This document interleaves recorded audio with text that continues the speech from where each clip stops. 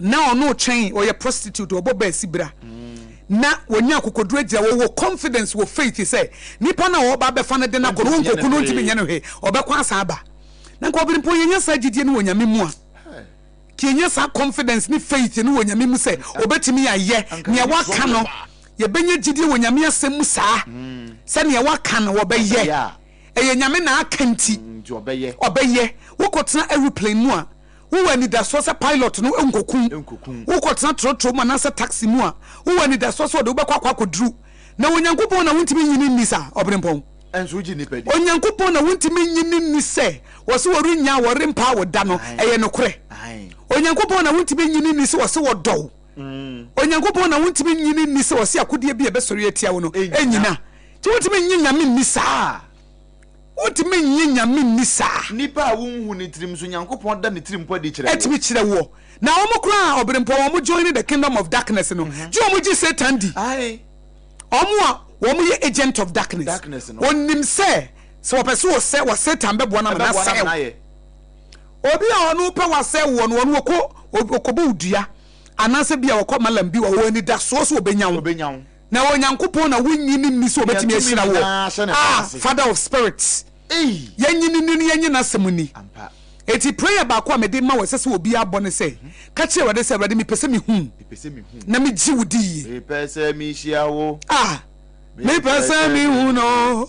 oya me yo kono afo obi amo sampa empai bone se wade mi pese mi hu na mi ji wudi. If it's a we read Daniel 11:32, or say those who know their God, they shall be strong and they will do exploit. One more by a din, one by a Yamakasi Akasi. Unim Yaminti, or be born Sanka Crabia, ne Wabo. Unim Yaminti who started project to be a Siano Kawa. Unim Yaminti will be a cancer, Panoa Bamu. Unim Yaminti who started business to be a ne Wabo. Wuni nyaminti se wo free baby akọ baby na ya yam hihie na nka wonni munyame a eti bosampa ene ma ho awrade mi pese mi hu na mi jiwdie esense de mi jini pedi na se wo hia ba ma na so ba wo do no kra wo ene da so se woni uhwamo so at the end of the day kra wo di uhwamo kra na be break you no na so onyankopon say I am not a man that I will lie or the son of man that I will repent. The Makan meye catch it already me pese me jiwdi me pese me hu I like it me mami hu na me nyiwuni obempo ba ya obetena akonya isu uni jidie wa akonya ne mu say entento no jidie a wo ntina de akokodro betena akonya isu jidie ntina maba betena ha me jidie se kasa me kasa no e be kwa akiri me kwada nra na adwo no na nim sa de be che ma jinyame di sa jenasem di sa eti bosampa ene ma wo se wrade me pese me hu na me jiwdi sin bibia afie wo gidie se nyankopon wode me betwa amen wode me ne mabusua nyina betwa asomdue ma kra emu adwumayefo nyina wo kra mu wode betwa yenye nyame ni sa na omukro mo wo kingdom of darkness kra bonsam soma wo mo wode so obedi nkunim omukro bonsam no kro no ye fake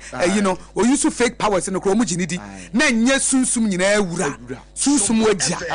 jinyame di sa yenye nyame ni enti obeni pon we ye daily graphic da bokrata na obi wo awogi twede amponyankopɔ bɔ soro ne asase obi won so so wogi sunsum fufuro bidi otimi kɔ no ho ekoye abisa obi so timi obi a batono de no wogi nyame di enti she started praying say nyame mani hunu say ne kru na ye ne natural death anaso obi na aye ne bone enti oda ho ene osun daye na me kru ne kasa kire ne say asimasi ne kunme na odemeka odemeka no obo paama ye be kunme odemeka $100,000 no ye businessman onusu ye businessman eno mu ye adwuma abob na nsika kodi ne ho obetua no eno fa sessions no mko bo ni tu okun no. You see the evil that men do eti koka kire ne say misika no wonfa ma eno tin odayem after praying for a while ne kunu o say ko na koka kire ne say me $100,000 ontua ma true story na make catch you obi ani apam oni na nyame wo obi obekọ bosom so obi obekọ nsuo ho obi obekọ benin obi obekọ ha obi won so obekọ nyankopon no a oni bibia no ehwa no oba no call papa no ho eno se mekunu se wo de ne ka afene papa no ho pusi so nim se wo kun obi ani but onim se nyame no wo tsoro no wo hu a wo tua nipa so ka afene ho pusi o this kind of man wow oh yes true story papa no ho pusi ya ɔsɛ me kunu atɔne so ɔsɛ me kunu sew na wo kun no wo de ne ka $100,000 me magiska no ɛtɔ papa no so wotam ska no de ma ɔbaa no wo de wo se wa yɛ asie wo kun nipa na sie wo na ka kyerɛ sɛ wo kun asie wo kun asie wan wo kun asie nipa ni mu kenku ebe ni hu ye no de hu ye no ɔsɛ asase no usu wo ebe mogya no usu eti nipa no ka se wo sie no wo fam wo bɔ no tuoku ni mogya no kasa because mogya kasa no correct especially innocent blood e kasa afa papa ina no hu puse ya ba maame no wonya akukudu ɔsɛ me kuna ɛka kyerɛ me sɛ wode ne ka na wo na wokun no afei papa no ɛhyeva osikani mu a nipa bɔne wenki agis kan wie kura na nke sɛ yɛsa kye ne tum evidence bɛ na court nso ni evidence spiritual evidence ndi wɔn pɛ physical evidence ndi yɛ de spiritual evidence kɔ otu eska eti adeɛ na wo yɛ na obi ehu yi o ba wɔ soro hene no a wɔno ne sɛ wusuro no asa ya yesuro nipa ese nyame o me nipa ne ha apam onipa betima ayo de nyame na fa nipa mu ye bibi ma de o ya ade no a wo bathroom no wahu wo kitchen wahu wo dano wahu ba bia wo ko bia nyame hu adwena wo dwene na obi oni mo tot o se ansa kora na abegyene no wahu ansa na tot ne beba na no wahu ono na abetimi de bibi asie no eti suma se bone ne abrabɔ no eye suro nyame na nipa de ye hu ne ya hwa ne ka se wo ye nipa papa enti wo se aware asese apam obi wa opie ba obi aso oye as treatment or dey man ne yere treatment or dey man ne kunu wo fie ho ye ka kire wa wo ye mbehye wo ba wo sofu bi no ogira pulpit so no wo kanya me asam na wo pray in tongues na wo yesei eso se ne yere ka djuma wo didi no obo tie na fa hodie so ne ma ka kire de wo ye wo mo a ebe ye nwanwa but ne ru afise nyame no a ono ye gigigi otue nipa so ka wo eti obi wa abonten obi aso oye eti sometimes kwa bibi ko kan beka sa asimesi dabi e wo na wonye wo kunu die wo yere die eti unim se nipa bebre no nkoda na e ya na nkoda na e confused na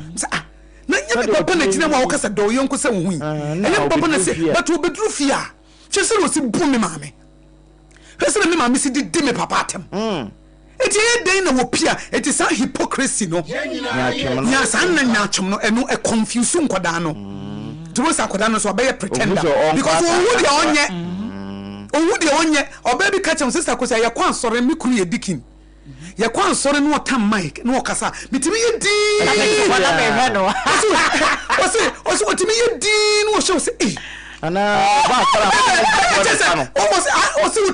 otimi shine sa enuanom onianom ene si wani mo beverage na wonom wo da nyame ase wo ma so na de ko na no wo ko bathroom na wo ko jare enso na wo di jare wo da nyame o enso no na boy enso no na boy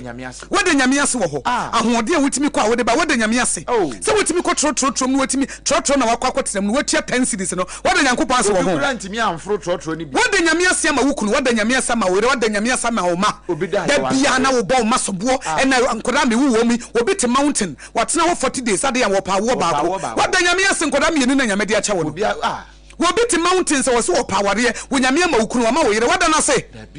we should thank God more. He inhabits in the praises of his people. Eti de nyame asema Sompa Akra me de nyame asema obrempon wa brabo sa me kai mo na mani age me kai adwuma efo wo Sompa Akra me kai me MC wo Dr. Blessed Foster na mani age me kai me kuna Akosua Aboagye Joseph na mani age me kai me manumu a na mani age me kai nkwa me kai salvation me kai nyame owo me I thank God impo for the gift of prayer. Se me ko nyame ni na me da nyame se abrempon se me ko bompa ya me se rade me da wase so amma me the ministry of prayer. Nanka who am I to come before you? Many why say me ba chedi ampo nyankopon bo so ni asase na me de ma de sede abeto nanim. Me nsam fata. So me enter before the throne room of grace. Na me receive mercy menya humobro. Many why say rade wo be hu me mobo. Eti be da wase ma ne bro so dodo. If say maybe echemu kan Old Testament no a na wontimi nkonya me animu. Only the high priest. Om nkwa na timi ko. And oboni mponi just we check giant afibia and yesu moja nti wo hye wo dem na wo yamfom so say rade family boni chem ahono ana moja na kasama wo se wo na nyame ase na de yan edi nti na wo complain edi nti na wo complain edi nti na wo nage edi ntina wo bo wukuru ne wo yire sobo ne wo masobo ma waseda no so ntina wo bra ba to ape no waseda swa wo ye bonia ye dodo ehira bebre wo ho breakthrough na ma ye de ni breakthrough kona koda nyame ase eti obrempon ye ko weekend yi mu yi wonya sori ya no pass da no amane no so wonya sa tade awade me de wasa tade a wo de acha mi woni mu nso awade me de wasa nso a wo de ama me wodi ko ko adwuma wasa awade me de wasa so amama adwuma ye bo so nso ne atua wo kana salary ne beto mu a wo si awade me de wasa si atua me ka menya bie awade me de wasa wo sori na woni bo kunu so ye awade me de wasa so amama kunu ne bi woni bo yire so awade me de wasa so amama yire ne bi ma waseda no eno so ene e ya seda ene de brewo obrempon de obokrat wankasa wo hyebre e hye wankasa nsem wa brabo no eye wankasa wo dia you very careful choices bi a wo make gina ye bi a wo besi bi a wo nsunsanso apam asase we su yenye bibia mfa ye hunni ade bi a wo be ye bi te se de wadua ba ebe fifi me hu wo bi a wakwako dua ba nche akwako twabo de da enti yenye very careful wasori na opai a wo su ko wunuma so yi gina ye na wo si the choices no Obeka se me ye wei me nye wei me frɛ wei me mfrɛ wei me di sika koto wei me mfa sika koto wei me ni wei kwatwe mpena me ni wei entwe mpena me ye adwuma wei me nye adwuma wei no saa niema na ye saa minutest decisions and choices no eno ne ka bo mu ya wabrabo okay obi ani ho a wo ba beboa wo da bia se wonye to problem mu a di kan dwene de wo beti kan ya ama wo ho first ansa na wakwa akwadwene obi ho eti me di gya wo se yesi na wo chefufrom ma wani na ho ma wani na ho ya hweyie for na mo sisi yie make choices ya ede ni je bebre enti no se obi hira Abraham no so aye hira obi dumi ne se so no ade no me no na eba na so anu hira wa yem wanyina ye se bi akan mu nyina ma ye hira aha na Abraham so ye yenso ye Abraham asefo ye descendants of Abraham yenso ye nyina no no odi gidie ne di nyame achi ene yenso ye di gidie di nyame achi nti ye nyina ye descendant of Abraham to da ye bompa ye Abraham nyankopon mo sa Israel nyankopon eti ye kan ne ye kan susu se se wo hira wo brempon anyame hira wo wo dome na nyame dome eti ne ni kwansa wo ma wo tamfo ho hia wo no eni kwansa wo ma wo tamfo wo tamfo ye God's business okay wo tamfo ye God's business I don't know kind of Exodus 14:14 sa me zrim fo amu ne amu mu biem you dey won come anim that tell be any get distracted by enemies you know we ya we ya kwakana ya maya gene call there be wo tamfo ye nyame business okay one responsibility ni obedience trust and obey jinyame di na bu no na di ne mransam so omo tan wo de yanyankopon business ba ye na get distracted and na ai mate so di me konkonsa obewu de me de be ye no na o shift your mind the free assignment na o de ama wo no one say Apam assignment nyame de ama wo no na wo shift your mind focus ni nyina afi na se wo be ko ya divert obi a wo komrika wo park so no a wo komrika no spectators no omo kasa omo pe omo masem no wo nyai na wo komrika na wo jase obi edi na tanu abegina ho na di matam no ai ho na kaseti ya me no dabi wo ya na wo ko ni mirika ebi bulino ebi bona baso but still now we stay focused players na football players eye black no ya na manfo eye racism tia wo mo no won say ball na ikoso no mututu kwadu ni abaso no afa no wadi obi o wa or react to racism na the ofu na referee man card but obi so meaning player bi omo to ayi no kwadu ma no wadi da o ya no wayi no wadi enti focus no asem na wo kire se referee ne se ma focus mara park no ma yellow card it is a what say omo team no audience no omo ye the spectators no omo ye race na wanu nti obu ofu omo pese obufu because obufu a e don go weja ball no bo ana wo de obufu kra be bo bi ana ya ma red card me ma wo ma me red card wa brabo mu hwie obrempon me ma wo ma ye ma me red card e wa brabom me focus me come anim ten me nia ba bana ruti na wase yekoyanim toten enum sa Apam ye nyina ye free baabi ne ye ba no se wo nyam tiase bi wo wadwene mu aware ase a ebe ma wo beto aware na kyene ansa na wadwene na ababa ye adwuma emu ba ko ene se Apam say wo ware obi a hu se nipa no ofri baabi na eba ne orientation e different from orientation say we si paade e nya sa na we si paade na mom no the moment a wo be enter marriage ne say wo ye wadwen say de me si pamaade no sa na say wo ye wo de pe ne che say wo mind na nya mature for marriage. Okay, marriage as a kire ne say me de ka me wo gidie say ye twa asase wie ansa na nke ya toka but say na wo nso hu no eno ye friend marriage no ana me madwini mu no ye toka ma ye ho he aye e kire ni aba be passa eno ye me madwini me be say me say Apam wo so die na wo tirim adwa wo so say na wo dwini eno ye friend marriage enye ne say okay me de say na me penti me hia wo de ananse me dear say na me penity say won so penisa there be na say wo mind the marriage is for mature minds eti marriage ni say me twitwi me sia no pa etwitwi me sia numere eye me nipa na makwa ware no say no no so pen de baby a wo free no ya tete ne sai eno ne marriage you are open minded you are ready to grow enye me twitwi me sia no pa me twitwi me sia numere eti Apam ne adwo say munya mu twitwi me sia ebi a baby a me free ba de twitwi say once a day. Ba me baba mbeka se Debbie adentira ntwetwe ose no pa adentira ntwetwe ose no mre eti me be sewo an adult say na me pema ade say na ye bobo ye niema wo fie ye very nitty pa ye hye ye niema de makọ no no so ne fie sa na etia na eno ne marriage ye fie a ye won ye didi wi a ye nyina ye boaboa nkuku ano na ya wo hurum ma de makọ fa no no sa na ne fie etia na mame nkɔhye ba me nkase oh ye wuhu nkukoma numere ebi omu de mu wuru om nkukoma no pa eti if you have that mindset so no me ko steady ni pa no me ko discover no ono no so say baby ofri ba na te say me fia ye wo me no me mame ne me papa edi nkomo me mame ka na papa ka me mame ne to na papa dia omutimi argument ya na o ma conclude na o ma sere na o ma da baby ajunsu free ba no ne papa kasa ne mame nka bi papa ne betimi a kyena gina ye bibia o wi amame ne so okay wo de waka mate me so e hona me free ba eti ma ba ba ware wo a wo abusua mu no mame ne papa etimi ya argument me so da bi me ye ba ma me kasa me yere nka bi na afa me ba ya ne me say eh me ka wo nka bi me ka ye nya argument no me de na me di banini na wo de no et say that is marriage me de ni o me jare no pa jare no mere obi kro jare 3 times a day o jare no pa 50 ni kakra bi obi jare but me pacho wo so wo de ne te say da bi me jare no pa once a day me wie me be discover na ye wie okay ni ye be ya the day it first na ye discover ya blend okay and the two shall become one it ye koye naked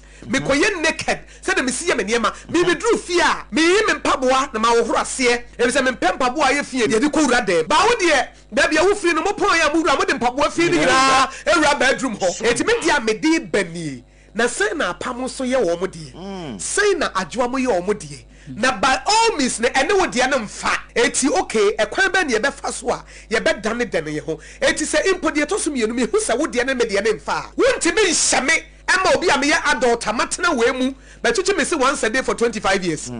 betutu me say twice a day in 25 years afa na maba be wada na say 30 years untimi me say wo worry me within 1 year na me nsesa me fa wo de no your mind is not mature for marriage so your mind is mature for marriage ya wo hu say de me si pema de no enye san obi apene de na mom na I'm going there to learn to discover my spouse me ko discover me kunu no me ko discover me yere no me hu say ono nso so no ba bi ofiri ba no say no omo bra tan ba no omu sitoto omo niema tan ba no omu siniema numre bia na omu siniema once a week ba me ba ye no me ye fia ye won ye siniema na wo da bia 3 times a week e bi ye siniema jwada ukuada na ya but omu so omu siniema once a week memenda no ma kan nyina bomosi afa wo ba wo se daddy ye siniema sa ese wo sini jwada ese wo sini ukuada ese wo sini wo say ah baby you senior na afa wo na dane ntokwa your mind is not mature for marriage eti wo kwa aware ma menka se ebi a memfa ne se ayi adwa wo baby a wo firi no wo ma me no papa o mo tena se no ma dwenjene ye beye we no mo nyina afa adwene abom baby a me firi ba no me papa o ya ade a wo ma de yera ma me he wo wie no wo ya no ba ma me ma ne me ma me so ni problem ene ye me yenu aba be hye tu be expect se enka me be bibia Akosua Aboagye Apam yenye ni say Debbie patcho me baby e ba no me ye ma ade a eno ansa me ko ebi a wo de wo pene say oh abani okunu ni atena se na akora ye betu ne din yemfa ne ti kofi yemfa ne to amada bi me de me frɛ me nua ba me frɛ me wofa me frɛ me namfonom me frɛ me maame me frɛ me papa no mabusom say na akora ne din be na yemfa nto ba bia me firi no ye gi abusua adwene ba wo ba bia wo firi ba no wo kunu no wo yere nko ana mo fa me ho ade eti ene kyese ye ntimi nware ye betimi aware ebra wo hu ne se de me si pe ma ade no nya saa na me kunu pe ne de enya saa na me yere ye na de nti ye nya ne den ene yaye na ma san so ate ase se me ntimi nhyaw ma wo nsesa in one day me ntimi ma wo nsesa in 2 weeks na emom no me de nyansa bi memu hu se me dia ne ye beta me dia na me de ba no na de ye beta na nya nhye ekwan me fa so mo hu se me dia ne na ye papa ne se wo bo hu se de me si bo me bra wa aware na se se de me si niema 3 times a week na ma fie ho aye niti no ebe ma wo dia na na wo twemienu na wo twemienu wo se em se me yire de no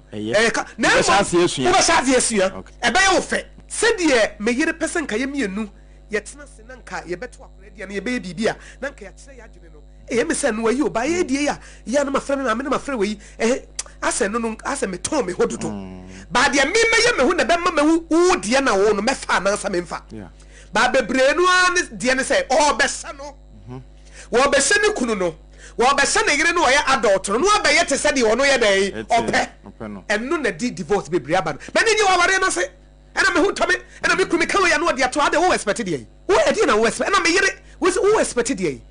yo because ya na ye ware ai ye wura fi so obi free baby na eba wo the orientation na eba odeba ti hu ade obi wo ha afie ne papa wa moada ne papa ne nsa nka ne nan nka there was never a time ne papa ko huru nkukuom ne ma nyati mi nkukuo bom ene wo mu mienu abehia so mo ware afa wo expect say wo kunu ene obeba ba wo nko na me de bi fie de ye be ma huru nkukuom o ba dabi adetira wo nkukuom adetira se dabi untimi nware sa na momo de tie okay ene ma memfa nyansa through respect so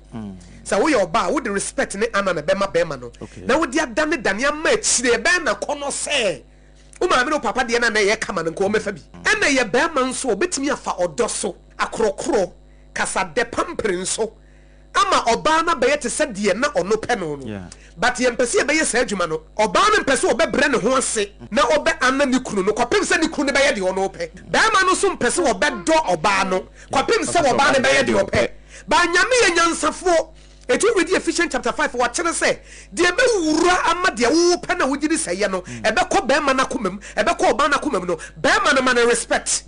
be ma no fa ni de ma no treating like a king ana no ebedrum rebi no baba be yesa de wusi pa de pepepe ene oba no so do no mani feel secure e woni fie da oda di kire ne pampa na mani nye ebe kakare se de wusi akrokro mu no ebe ma na dane ne ho ama ebi na ho ne die wo fom no watime ma ho ne die na ba but the moment abes da bi me mfanya me respect no so kopem se wono be ye de me pene de me respect ne da sa na mani bi ka wo kopem se me kunu ono wo pia no be ma no watena bonten sansa na be ware no ono po adwuma bi a watena bonten ene na fofo di nkomo ansa na wo ba o expect say immediately we are not saying say we make changes but it takes patience abotre na nipa na betimi abedane ne ho abaye de wo pe no wo betimi the true respect ne ama no anya ena be ma no so betimi true pamper because adwa be ma bi a wo pampa na wo mu ani gye wo validate o ma wo feel secure so wo ya de ama no a che se de wo pe bia wa sha wo be ye sana oba bia nso respect them na wo anano na wo treat it like a king woni fie ho wo hu nkukuo mu da wo se ne papa kro hu nkukuo mu da but wo hu se nkukuo mu horo no mo oni gye no wo se enam se wanya de wo penti nyame akyere ye the pathway a wutimi de enter oba ne be ma komem ema wo nya de wo pe ba ye se ye mpe no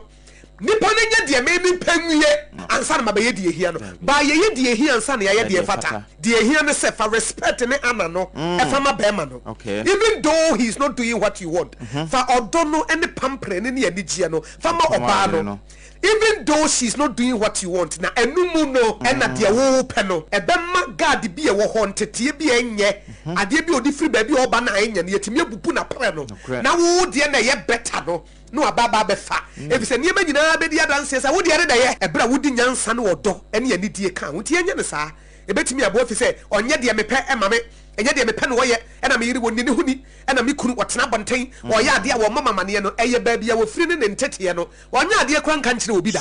eti you don't expect say immediately oba ba dane ne ho ete say abosoma ko kire e de ama na mom nya menim how to get what you want through the respect and the honor no eti say wo de wade bi to forma no hu say sa de we ya wo fa wo so de ani gie aba ye na mom no wo hu ye na e wo hi opo ye na wa mafie no a wono so wotena na bonten dada kora nsa na wo ba eti e wo hi oba betumi wa aba betum na de wo pɛ no wunya da afi kwa na enu abonten ne se na wotena 3 hours a e ba be kɔ 10 hours e de wo makora wo pa ye de wo pa sesa ne makɔ saa na oba no nso saa na tie etu bo se ai enu oni ne huni etu so wo no na wo ye ne basa wo ye ne basa he e bedu me kora be ma no kɔma na so apake ne ma na ware na gu but ka ye be fa nyankopɔn akwan so the respect and the honor and the pampering and the love no and things will come together because when you sa adwin de show tirim say de mi si pem ade no say na tie ma me nko hye se de me dofo no susu e pen ade na ye dan ye ho e ma ye ho a enke beboa ama wade agina kuma na nikum ayi life no ayi ohene yire mistakes wom sure de ya and say obey mistake after mistake after mistake after mistake after mistake eno na man ko yejimi no but ahanu who see me but mama meninte what's the same mama ninte next time no say nyame nsisi me biem enti mistake de yin na ye bi but wo ye wi a no wan le but obi wo wa no aye ade kro now tell as the first fool is not a fool second fool is be pardon but third fool and then now I be for trodo see bibi film yanka say ma adwembone mra wutirim ba sua bibi film say be next time na no be guide o e bi kura be ma no oba na say oba no oba e no say do si be ye no ho kan na agi ni di ye afede ko wi ase sa adwene wo wutirim nya bi na wo ni tirim okay until next time no any obi ba anya na no kasa keke na me di beji na di I have to watch certain actions and I say mema commitment bi mra at least mema na nya bibi na say one line no lesson no but next time for from so ba ya you embrace na adam we dey oba bi your friend auntie my wo 5 and I'm saying any only me ye pay miss my wo 5 o na panyi no to say I want papa na second one we on so ne papa na otoso mi no and I'm say third one on so ne papa na otoso mi nsa no and I'm say fourth on so ne papa na otoso no and na the otoso no num na wo mi ho enum na wo mi ho and I'm said mama no oba dada me say na say na ba ko ne dada on second one so be dada won so third one na na ma on so be dada wo sha me boss wo be hwe me na say if you say wo de hye tirim say wo pese be man na be hye wo na wo show nso ka ho enna first one na sesen ka wo pa adwuma bi ye na wo nya bibi to di na wo to bi ma wo ba no na wo san hye be ma foforo se be ma be ha wo ba na hwe ama wo be ma no so ba ye ono so ba no so be nyem wo onyem wo no se say two o so wontimi show bi ba ensan show no so ba en wo jawo enna sese woni ba ho se da bi mienu na abai mama nkopa adwuma bi nyena me kasa me de mani beto ba ma so no abeto aduane mama dia to bia mama ma adia ene wo san kofa me se pe foforo be san hwe mienu no foforo no so ba ye no asesa me pe de obehwe me asan hwe mienu no obeboa me pe be ma obeboa me ahye me ne nkwada no nkrofo mema foforo ma wo mo papa we mo papa na anhwe o mo adwane ko yesu second one no so papa no so adwane ko okofa third one no so ba ya na wo ni me na onyem sesia onu so nyem ye onu so ye yan no mo sha me na miensa no onu so agya ho ehonu so adesua nsa amasa dabi ba bi enu obetimi aboa me ne me ma me hye bide kuta me ma me nkopa adwuma bi nye dabi wo se pe ba ma fofura asa hwe no ba ma no so hu fofura one wo pe ba bi ehye bibi egu onti no sa wo ka se wo me ensa kwa ba ka se me dodo ayamoa Omona samwa say wa ko mprefie na wa ba no ma afa phone na wo say phone said they was sikita ni wa hwe the beshi wo na na ma mi ata say ka fa phone beto wo pe de ma me na tia winti o zo ma ne famo game kakra wa zo ni za ra kwa dai wo phone wo yam she te da bi abekwa na obi chempana empre a wuchin pressure nko a stress nko a da bia wei ade atia wei ni edimasam wakopie police station ni afra busuafo ni afra namfofo da bia issue wo ho enti wo problem ne sei se won chewo ho na wonya wasomdue na nim sa asomdue sika ntimi nto adamfo bia wakofa ade atia wei ena nani brew wan kasa wo hyebre kutawo. Be very careful. Obi obeben wo so de ntoma bebo wo de ano na be ehu da chama na ni aje akwada ehu da chama na ni aje na so me pani de afem mis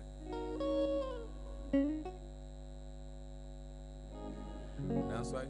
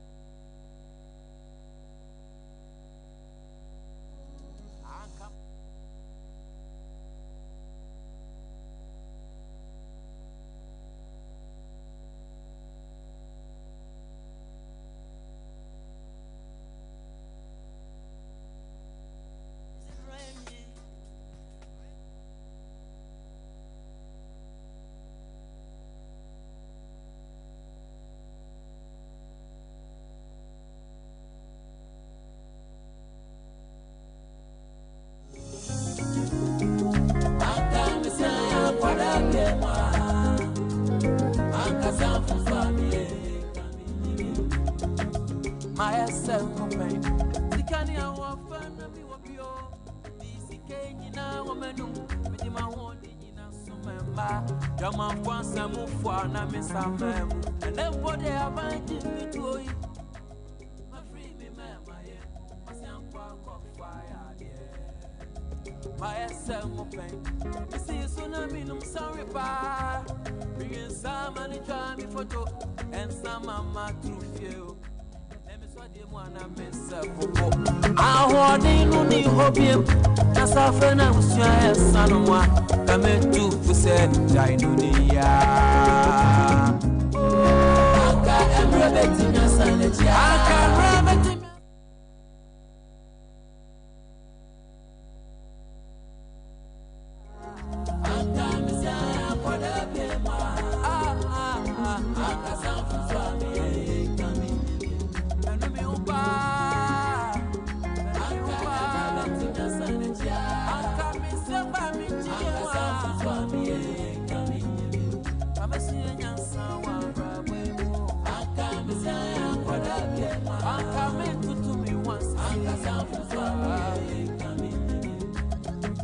My Asem open.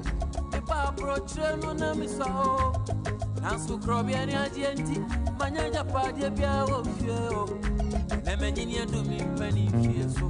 Approach na funu mi o. Nansu mi ti mi komi chibiem. Mama beka obi my so. Hey hey hey hey hey hey Wami na do nyame Wami na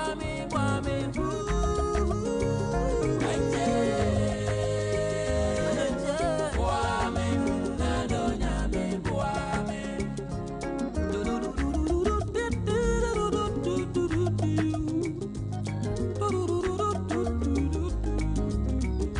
Onipa unyamintama unyahoto Mifa Yesu tama kama mre Azani la la sulalai Oche masase mamitonye 90.5 Enkrofu fie mwati na tuo Minya baby from itinto Mikunko bimancha tise abe Untie mafutu semi Aka emrebeti na sanechia Aka emrebeti na sanechia Rasani mabawa untie me Untie mafutu semi Emre ni kaso Aka mefa munyan sapa Akaba from me one day. Mama, I'm a friend show. Nano nyame. Nyame say one stop me one. You very mama with that one. So me Nano nyame. Young copy of a Daniel 12. Young copy of a Daniel 12.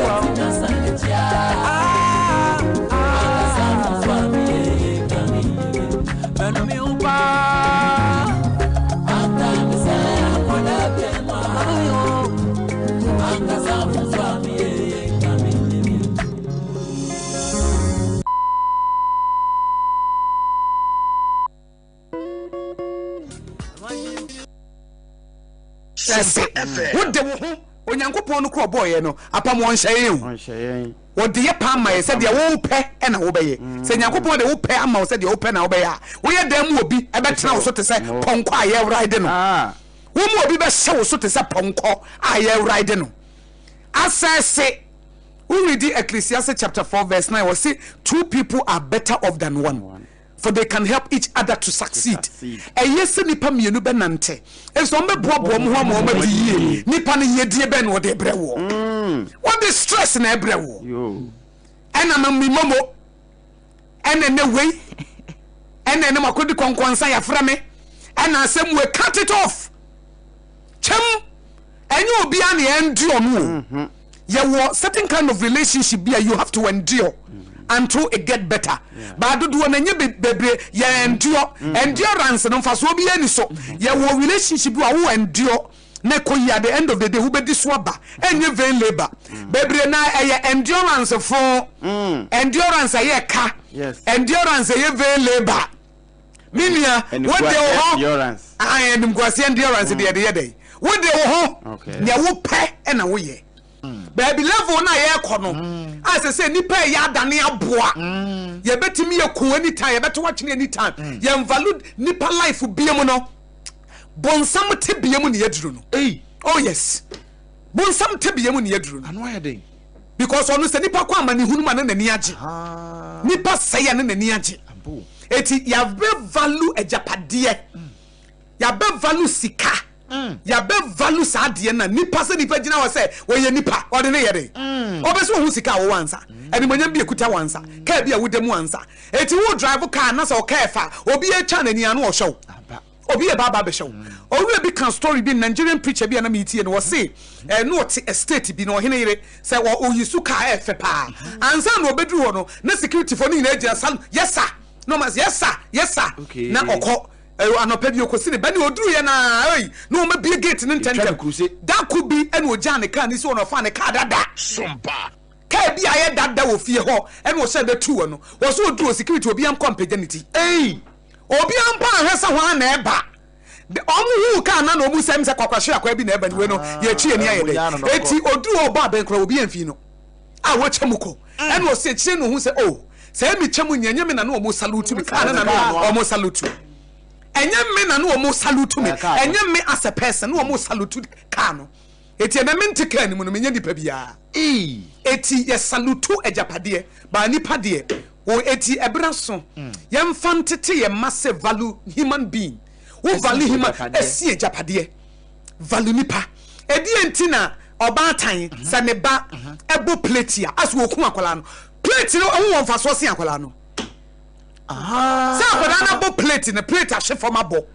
wo bo akoda na kunu abentia plate no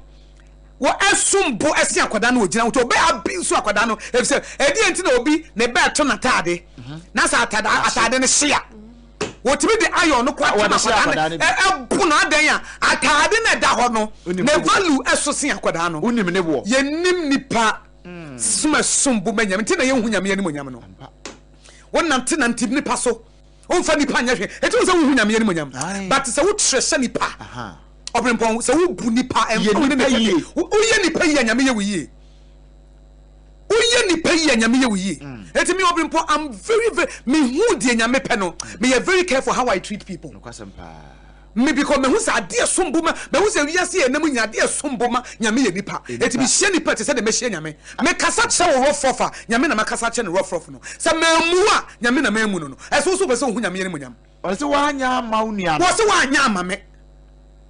eti magine wo mitim nipa som boma me esin bibia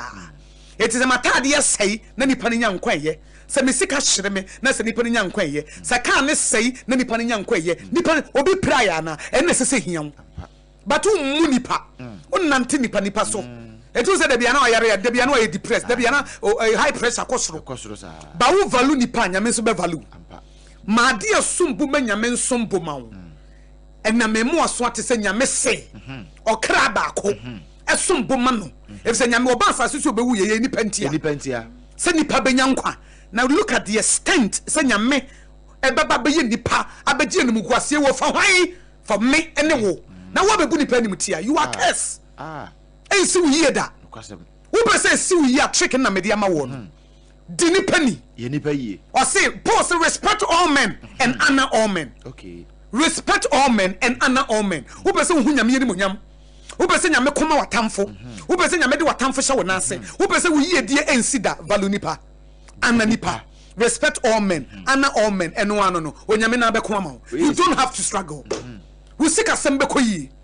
Obi pa oboni a wonyaw. Obi to amena wo no abetom. A big spiritual weapon. The highest form of spiritual maturity is love. The highest form of spiritual maturity is love. And love is patient. Although although or insist on in his or her own way. Although what you need although what tema. If I don't know when you fear who you mean, if say we made no, I want you bent to my commodino. It was a woman you mean. Has it also treaty with it? Has it also treaty with you? How much you are when you say who you mean? I don't pay for my maybe I know what you are. Position be a Yankopon de Amaono. Jene kwa befa so de impact nipa. Okay. And you say you be applaud keke. Say influence is not given for applause. Okay. Influence is given for impact or service. Onyame mawo influence bi anase wo mawo say eye sika afem eye ni monyama afem eye ade afem onyame yesa se de be ya wo be yinhirama de onfa mawo se fa be hoahoa wo ho enya wo dia mo onfa mawo se fa be ye konkonkonkonti o de ma asafo furo benya so mfa so asafo so until say God resists the proud but gives grace to the humble. Omo mo bro mo wase nyame page omo mo obi wa nyankopon amaniska wo de tietia nkrofo fa ho Yesu obi wa nyankopon amana hofe wo de di sabio nsamfo obi wa nyankopon amana nimonyam onfa nye de sese wo de ye obi wa nyame amana influence wo de nante ni paso da bi baby nyame de wo hye bia power bi ode ama influence bi hu hawa omo mo be wo ni titi obi wa ye nhihwe ni mu oye opabontenso animonyam. Okay. But a fearful de oye obo basabasa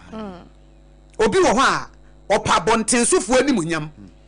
But a fearful oye omo basabasa say na wo si treat wo kunu say na wo si treat wo yere say na wo si treat wo ma say na wo si treat wo adwumayefo ekom de adwumayefo so na wo kya niam wa abonten enye nyame sompa hye charity begins at home ugine omo wo e ho no first omo na di kan omo ye ban wo nua wo ho omoa no but now why papa wa abonten eso no nua bi ho kire no because wo pese ye ho ahoa wo e wa abonten se wo ye ade ama oje animonyam wo abonten but na wo nua no oben wo na comedy no da bi mejiri said ye betimi aye bebo no se ba bi nyame de wo hye bi hu se nyame ne hu mobo enye se wo ye special da bi abrotia na me kwa de nka se nyame ma wo influence anase o ma wo influence o ma wo power o ma wo ska o ma wo nimonyama enye se wo ye special na dum bi na adom wo akwanya no de ama obetimi de am wo bi foforo se de na so wo ho yi ni firi ho di David bae no na David wo nwuram eto bi akai ba bia na wo firi o se mre bi echemu na nka ye kanipa nka won ka ho eso adum bi ene de waba be wura ho na fa ho brase nante bro ho ase na sa nyame no ho mo bona de ehia ne ye nipa treat nipa yi etu ani no message ne me kasa me sha ase a sam kasa 80 no mbebo me yaka ha etu me dia sedem ma sankofa Pan African honors for the honor done me and for giving me the opportunity say omo share many monyam ewo sa dwumedie na se many aso bebre na kakra na aka no yenso ye bekoso asom ye use your voice e de impact dan say be use your voice e de akate ye mpese your voice ne be ye knife ye pese ye comfort e de mancrofo obren problem na me matie fo na ya say ya manofo no your health is so important. Health is so important. Obi ko wo obeko hospital. Oba yare obeko hospital.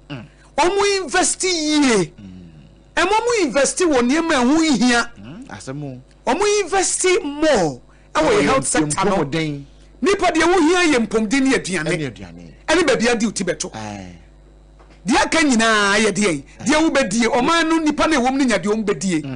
wo mu nya ba bia mu di wo mu ti beto wo mu nya na wo mu ti mi kɔ ne oyare no betimi akwa yere sabia eno ano no eti abrofo dia ye kan kasa kwa omo gine nipa ho ntia ye kuro mu ha no ye value sikatsi nipa serious o we ase no ankasa no obipo ke timi ginya mi di sanka ye o ampa o se ye timi nya ahotoso se obi timi nya ahotoso se oni nipa we be kwa koda onsuro so be nya HIV oba timi ko gina kwa ho na ono twen o ye prostitute obo ba sibra na wonya kokoduru agira wo confidence wo faith say nipa na wo ba be fa na de na ko won kokunu ntimi nya no he obekwa asa aba na ko bi mpo yenya sa gidie no wonyame mu a kienya sa confidence ni faith no wonyame mu say obetimi aye ne waka no ye benya gidie wonyame asem mu saa se ne waka no wo be ye eye nyame na akanti obeye wo kotena aeroplane mu a wo wani da so se pilot no enkokun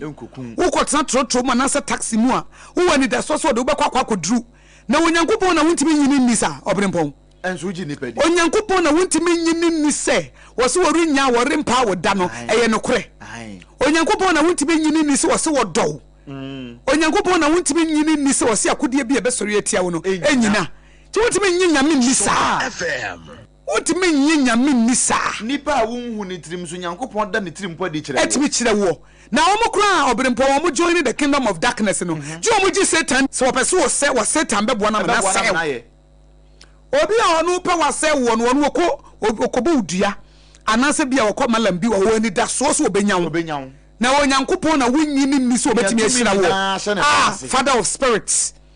yanyini ni yanyina semuni ampa eti prayer ba kwa mede ma wese se obi abone se ka kire wade se wade mi pese mi hu na mi ji wudi mi pese mi shiawo mi pese mi hu no oya me yo kono afo obi amo sampa empai bone se wade mi pese mi hu na mi ji wudi if you say we read Daniel 11:32 or say those who know their God they shall be strong and they will do exploit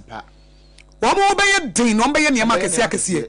unnim nyaminti obi bo wontra kakra bia na ehu abo oboze wamoa unnim nyaminti wo start project bi ase na wakawa unnim nyaminti se wo bi e kan se mi pe na wabamu obu unnim nyaminti wo start business bia na ehu abo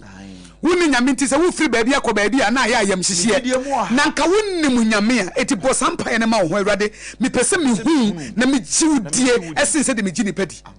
na so hia ba ma na so ba wo do no kra wo ene da so wo ni hwamo so at the end of the day kra wo di hwamo kra na be break you no na so onyankopon say I am not a man that I will lie or the son of man that I will repent the makana meye catch already me pese me jiwudi me pese me hu I like it me mami hu na me nyiwuni obimpo ba ya obetena akonya isu uni gidie wa akonya ne mu say entento mo gidie a wo ntina de akokodu abetena akonya isu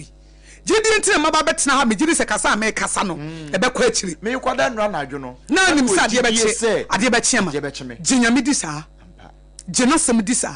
eti bosampa ye na ma wo se wrade me pese me hu na me jiwu di sin bibia afie wo gidie se nyankopon wode me betwa amen wode me ne mabusu nyina betwa asomdwe ma akra emu adwumayefo nyina wo betwa mu wode betwa yenye nyame ni sa na omukro mo wo kingdom of darkness kra bonsam soma wo mo orim so obedi nkunim omukro bonsam no kro no wo ye fake you know o use fake powers no kro mo ginidi na nye erade emame no obi a onome emame nkodo obi a wode me so ade so emame nkodo obi a wode me ya agenda emame nkodo obi a wode me twa so emame nkodo obi a wode obi emame nkodo obi a nakoma akwakodi baabi lady be frame osemti Akosua me hawa me wo mu nam se wo hawo ne sei ne hawo nyina ne sei one be ma bia wo say be ma no wo ne girlfriend na wo do no a wo ne girl na tena for years a wo ne boy bi opede na manye mama no enti no nyinse ne beba ya ware hye wo ya agenda enti girl ne frame nam se oba wonim se mo pese me tuufo a e wo mu se be ma no ni parents epese Owaro. But I'm telling you, sa wo ma boy wi warewa because omo hu se wo mpewo wo chumu tan ga na wo pe no ba bi obi obekwa kwahwehwe no ana se ga nu mpo anware na obehwehwe oba afofra wo no do no efisa wo enye odonti na obae wo no na ayakono nti na obae ena yampa ne timu no ayakono nti na obae wo ye da ya ware ni nyina ayampa ya won krofo a awo nti ogina so ware obi because of awo nti ye nkwara nti otimi ye discipline ene obi ye natimi ye sa discipline no obi wo ha wo be hwehwe obe ye ne fo obe fe ne girl no wo no asa wo ye mistake anytime bi obehu bia na ho ye nahi anytime bi obehu bia wo ye mistake ma no wo ye oba memfa nyinsan entrapo bema if you say wo gine se wo ne nanyem ne nti a wo ma ne nti no enti se wo ware wa ene obeba be do wo a ipa chonti sa se wo hye Leah ene Rahel wo story mu a se wo hye Jacob no do Rahel Rahel na no do ne pa Leah wo ma no wo Leah wo nyina se ma no wo kan se afedie Jacob be do me Jacob anno no said you do Rahel ne da Rahel nti na Jacob ye 14 years of labor bema do ba wouldn't the extent I will be go for that lady. Why ye juma 7 years? As so ye na yamfa Rahel Amanon was son as a Rachel Amanon was son for ye juma another 7 years. All because he say he wanted that woman. Bam man and you wanna war pe war and you wanna war desire war. Now wo force ho bam be enim de ope we makoma good enim de ope. We share oba wo pa wonim say we na me pe. We na oyo oba me don no me pesa me ware no. The same when it happened to a man or baby I was share ma wopa wonim enti e besre say woni obi wo relationship wutimi say ni pay won pew won frew won fa wonya hwe na wo na wo pere na wo to ade ma no na wo tompa bo ma no na wo ne have sex na wo yes wo just say you can use that thing to bait wo betimi dia bait no anya no e betimi amanyinsa ni to akwakoye wo ho ade but at the end of the day akoma ni ho because oni ni tirimu no e ya akono nti no ba so ba be so bia hwe ena akofa awo aba ena won pese obewo ha wo ha nti o se ma me nware wo saa me yesa oba no a me kasa me masa be ma ne nware me unno me mo aware me ayedai me mma me ba ne nti ade me ye bon wana nti de se me wo baba ko nti de bi nsi ye ne ayi Abraham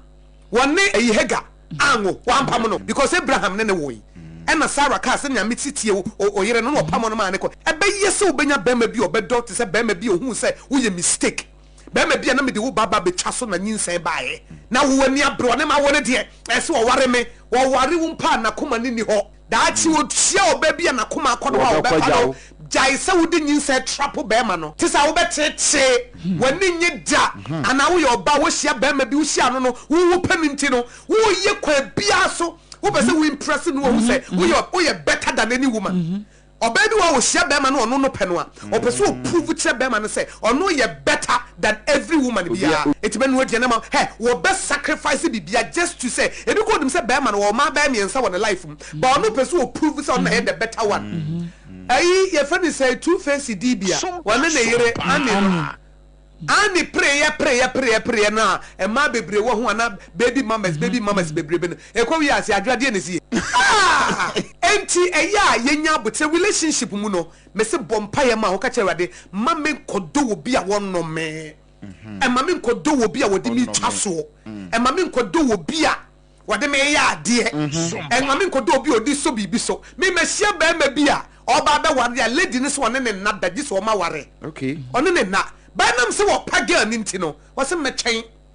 metwen kopem se be ware but no ne ema omu ohu so obi ye cheap no e twitwa de so o de omu twitwa de so atwen because girl na no pen no say this is the lady I want oba we na me pese the ware no ye me yere etenam so no na me pen ntino o se on me na kopem se me ware no ama pen so because I no kwa chem se wo ye woman of principles or ye woman of conviction te metwen ba wa twen no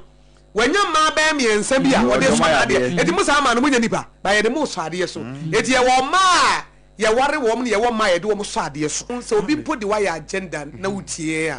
obi di watwa so obi efa wo se mistake ana obi di wo ye na dia enu nche se wa bra ba wiye wo de obi mpe no obi pe ade a obi mpe no obi pe obi wo ha oba bi wa ye de na ya agenda pa ba mo ma na ni da ho no ene wa benya bema papa e chei wo mo de ne ye agenda no bema bi wo so benya oba papa a wo chei ma wo de ne ye agenda wa hye ma sa wa hye o ma di ni sika sa enti memo oba mu wo do ho because obi wo ho na basa no ma na ba mu obu e wo do ho e mo oba mu emu wo do ho ebre obi di waya agenda emma wabemu mu odo ho ebre obi fa wo se wo de utwa so de waya ade emma wabemu mu odo ho ebre obi e fa wo se wo ye mistake emma wabemu mu odo ho ebre obi hu se wo ya akono keke etime makono na aba e na me de utwa me ho me ni business enu nkyere se wabra baba wie ye de obi mpe no obi pe de obi bu nanim tia no obi be so mu eye ni ye de obi twetwere ye no ebeye japade kese e de ma obi eti ye besre se be ma bi mpoto wo twene na so oba bi to wo twene ya enu nche se obi anno obi wa ekye eye ne se mennya odo papa bi ada wonya abotira de ehia se men jump into another relationship obi wa relationship be good ye na no jump into another one because one learn from the previous one is akwai wo bae gay wo bae ti we nyina echi nya se na ye na ada eti we nyina echi no ompeme eti what is wrong with me eti na metimi esua de afiri mo tena say men jump eti wo say ntesa the same structure no be for besa de aba no asa ba be pin no down eti men ma wa ba mu odo ho eti se odo de wo hwammo odo ma wo nsasi fom wakono ko obi ho wo pe obi asem wani ji obi ho na wo pe na sem na you will do anything for him, you will do anything for her ni pa na sai wa gina na ewo wutirim no na it is Samson and Delilah Samson na wodo Delilah and Delilah no ebi na sia eno doesn't mean say wo bra kwa we efi say e bra Samson na ni ba ne ho so papa on catch you ready say ka be ma me last chance say nya me ma na ni sa ba bi o ma na ye ne obi entimi anye wo ma na tamfo nyina wo de na tamfo hye ne nase etime so se memo abamu mu odo ho ena de etoso biem se odompo disappointed wo kodo obi no de wo sekanja nanka se wo kodo obi na se nipa na emu odo no na nipa ne take you for granted am ma adwembo ne ma wutirim ema wo so mfa nhye wutirim se ne me so me disappointed mema me so me disappointed ma da bi because e bia obofo papa eba no ono na obe disappointed no yefi se o nipa bia ade ba ko adwo me hu abrabom ni se obia bonsam nipa be di kan ba life mu je se nipa o ba life mu be how obi ba life mu be tete se wa anya better na wutimi di cha onyame de ne de ba ebre bia wo obonsam de be di kan ba nipa bonsam timi fa no so be hawo because bonsam fa nipa so na ye adwuma se de bonsam bowura Judas no a wo de ne ye na ade ne san so na bonsam timi e fa nipa so ede ya de o fa nipa adwembone so nipa selfishness so nipa abufuo so ede ya de say impo sabonsam fa nipa bi so eba wo life in terms of relationship odom na se nipa no wonsa wo fom nipa ne take you for utim se nipa we wa ba yusu utim se nipa we wa ba abuse a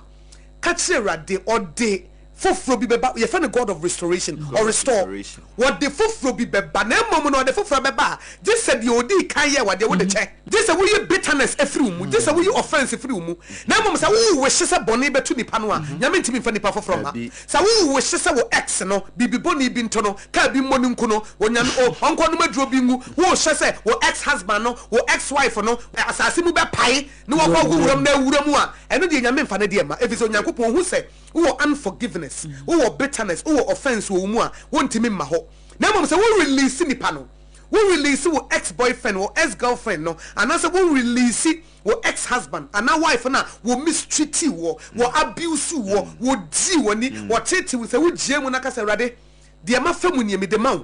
but we a God of restoration, you can restore the years. Restore me, mame oba papa, mame bema papa, send me a mid-donna me invest ye. I will bear my way. Me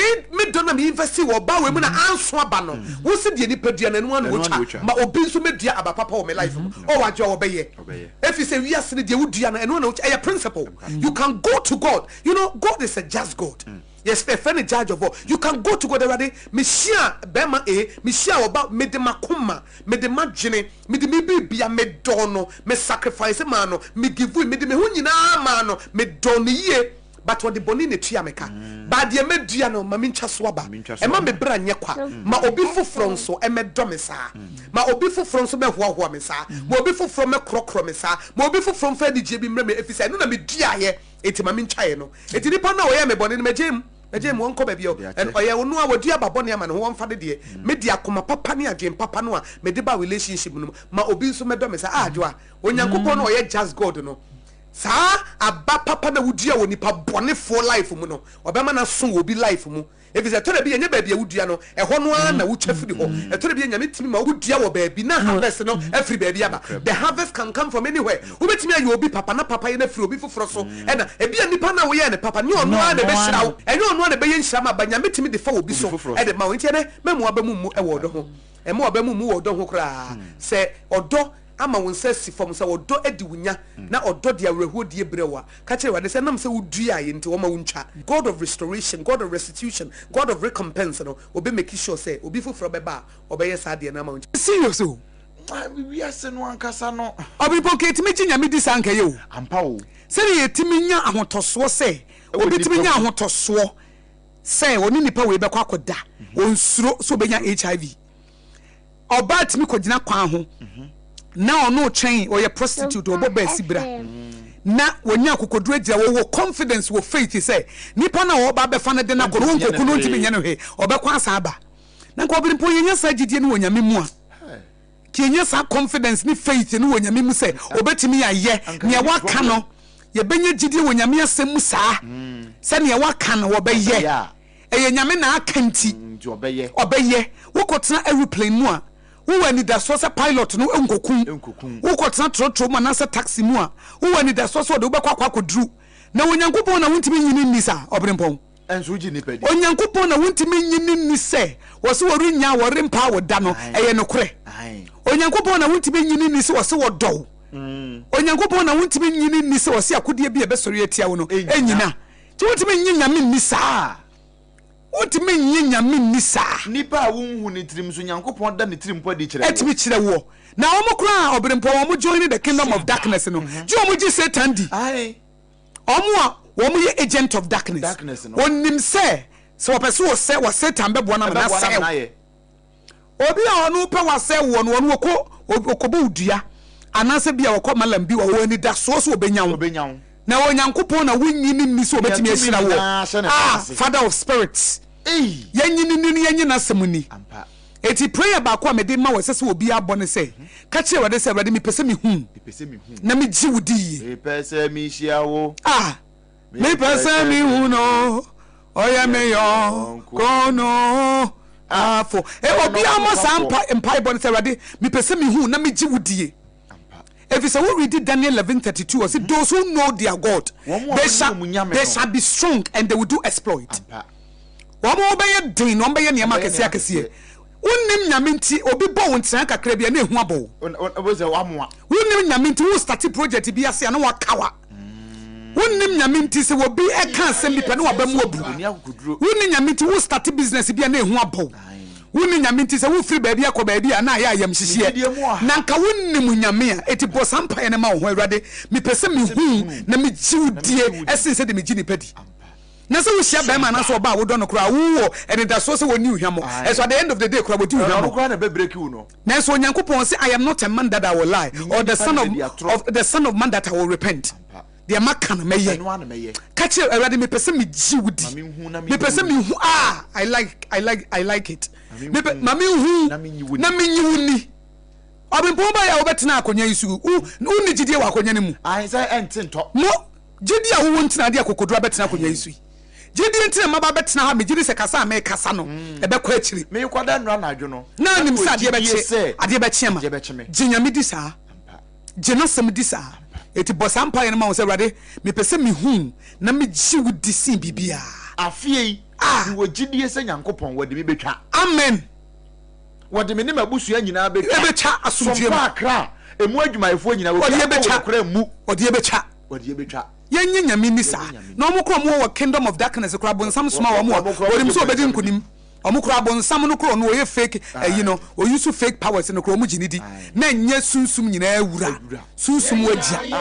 ginyame di sa yenye nyame ni enti obenpon we ye daily graphic de bokrata na me ka dia hye wo bia nkran say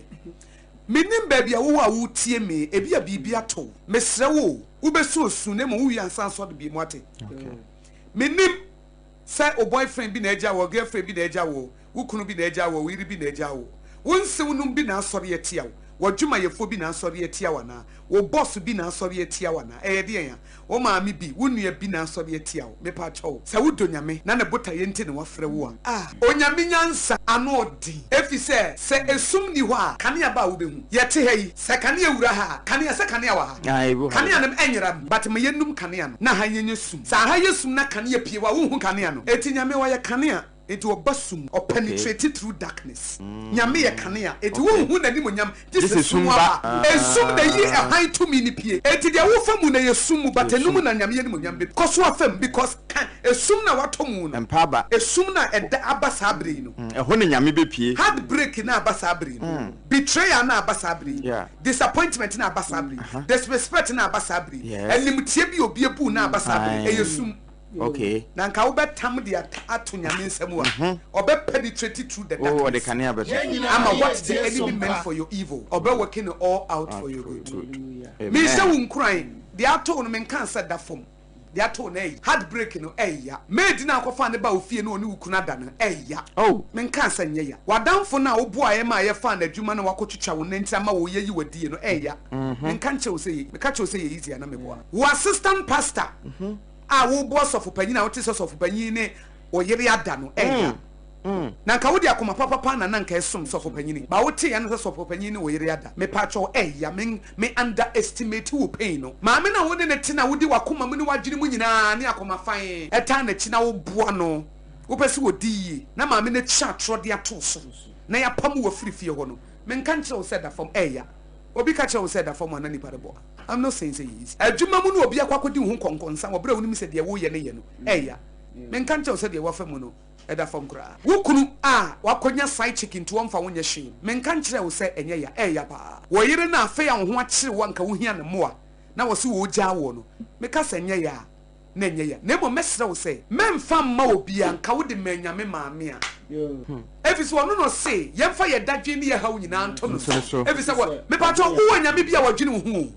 se wo kru na anwene wo hu anyame gene wo se wo yire na anwene wo hu anyame gene wo se wo maame anansa wo papa wo nuanom na anwene wo hu anyame wagene wo hu wo bia wadwene wo na ne ku hu na nka wo betam saa darkness ne dia manoa enka ne kan ye bi be hyire ya fam but etere bi a ebasa no ye mfa mano na ya nkasa ya tena ho na ya plane ene misuma ye bi atia ne ka ene misuma breaki mema hat ene misuma breaki e ma hat ene misuma nne nokura bi ene misuma mfa nkoma papa nya adwuma da bi wa ma otamfo na nya afi kura na adwuma na yire hu na ye ne yie na nhye no afi kura na papa ye ne koso na ye na nhye no okay menye de na ade no ebebo se de be ya memma osefo ni nya ne ya wo pe eno na me pa kire ema osefo ni nya de wo pe opese wo ye beta wudi ya wo fa koma nyame no nsa wo yare fa koto ne nsam Jesus came to heal the broken hearted onyame oba wo no nko na timi sa akoma yare fa koma no nsa wo yare wate fa betrayal no koma no nsa wo yare fa disappointment no koma no nsa wo yare fa koma no onyame nko na ade bi to wa eya wa wugitum sa ade a etum eya disrespect eya betrayal eya disappointment eya sikaya ebewie eya wa wugitum sa ade we die eya me bitter experience sa ade we ye da me we mfida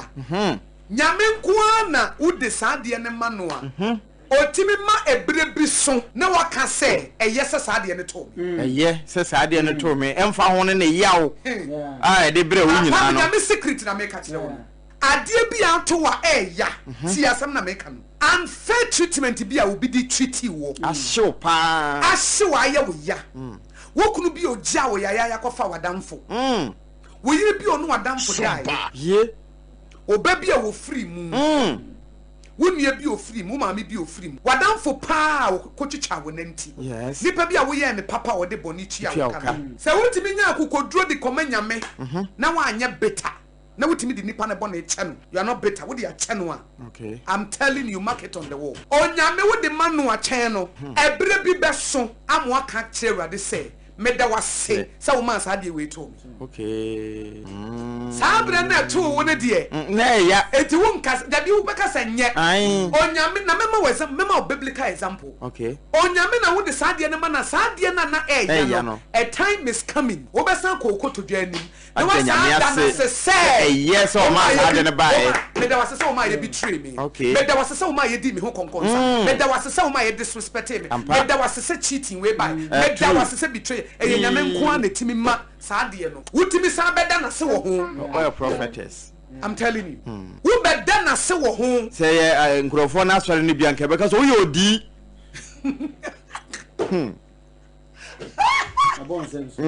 If he say Potiphar yere etwa eto Joseph so. Yes. Ebe yedi ni koto prison. E ko wi ase da ye so chirechire mu.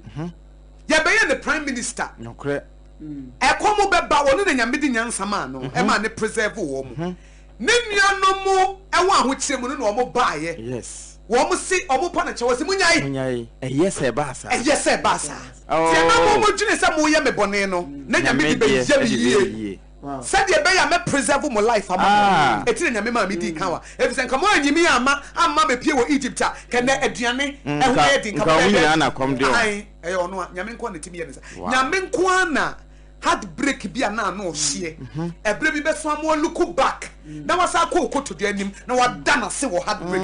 nyame nko na timi na mom so amfa ama nyame dia heartbreak na bebubu so amfa ama nyame dia heartbreak ni be mo aye better so amfa ama nyame dia heartbreak ni be ma adwembone aba wutim so amfa ama nyame dia any heartbreak na be mo ato ape wa bra be sei wutimi fa nche ba wo de man say rade de me nua ye eye me ya na so me de maw de me kuna ye me eye me ya de me yina ye me eye me ya de me dwuma ye fo ye eye me ya de me boss ye eye me ya de me maame ye eye me ya de me papa ye but me de maw sam yare. Okay. Heal me na me ntimi fa nche na me nyim odo be fa healing process nim enye dako ebre bia wo kaya wo besu okay ebre bia wo kaya wo be dia wo but the time is coming obe kai na obe sere the same issue no be sa kai asa sere na wo wi a wasa kokoto de ni masa da na se wo ho awrade eti Joseph o da nyame asese e di ne koto prison because e ho na nadoma chede bi pie o da nyame ase se ne nuanom yi ne ma ye bitue ne de ne to amenem ene de ne wa famu a eye wo se wo brabo abawie ye wona ka kire wo eye wo brabo asase yes eye wo niti asase eye wo nyansa asase nyame ye ho adwuma ke sadia na tu won eye wo nyansa asase eno amanka wagimi eno amanka wonim nipa da bi na ye wo se nipa no wo pe wasem ama tana na wagene ye wo eno amanka wonim so no nam ho nya adwembone wo nitiri nyame be bie woni be ma wo nyansa eno amanka wo hunu nyansa yes ka goso agimi because why na you because why myopic si sadia no amase ba be se we ba be ye wi na nka wo de be ma nyame a wow fama nyame ono kwafo nyame me se ebre bi beso obekoko to duanim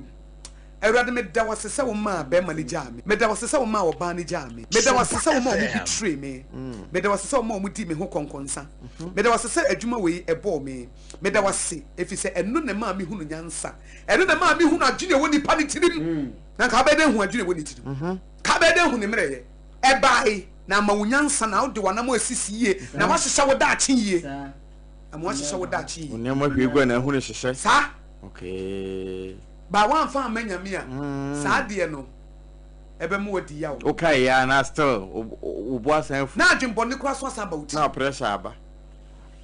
afa nipa na ka honkoro na nipa na wu dabi me dabi me nwehye ne so ma ne ntena se ewa ne ma ne kwatenten na won hu wani monyam na wanka so obeto pono wo watamfo anim na watamfo wu abede wato pono o say I will set a table before you in the presence of your enemies the doubters the naysayers the gossips, the betrayers. Woman gather woman together because as I see a top no. The false witnesses. The false witnesses. Adansi crew move wonyina. Gather all of them. Don't wish them dead. Debi. Na so omu hudi. Omu wo mbede hudi nyame ye. Erade mama tamfo kwatenten. Na otomi pono a. Omo di omani ahwese nanso omo ye hu hwie nye yi. What the enemy meant for you. Sompa FM. Ene onyame e de baba be ye wo hu adwuma enum sa apam ye nyina ye free baby ni e ba Sompa endpoint homeopathic